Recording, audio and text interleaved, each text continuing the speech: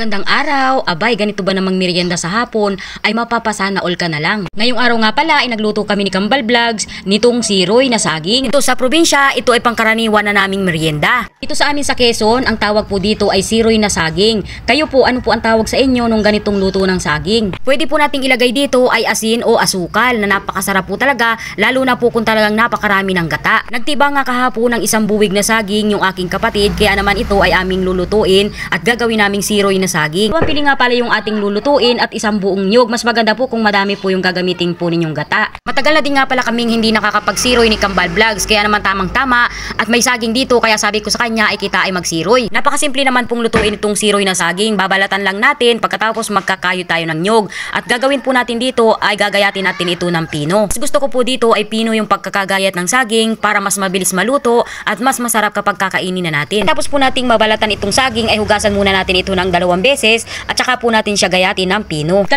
gata nga po pala yung aming ipinagluto muna dito at pag kumukulo na po ay pwede na po ninyong ilagay yung unang gata. Inilagay na natin dito yung ikalawang gata at pinakululaang natin ng 5 minuto. At pagkatapos nga ng 5 minuto ay luto na po itong ating siroy na saging. Bago ang tikiman time ay mag-comment ka naman po dyan sa baba para malaman namin ni Kambal Vlogs kung hanggang sa nakakaabot itong aming mga video. Thank you! Ano pa ang hinihintay natin? Tikiman time na po!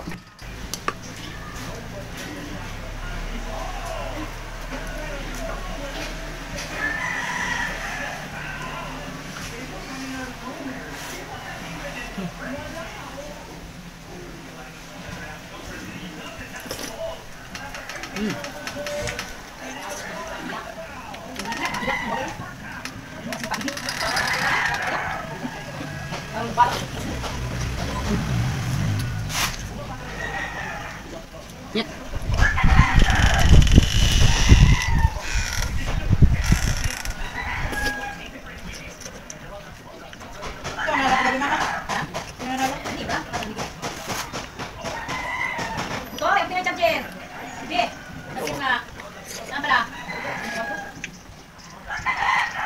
Ingat.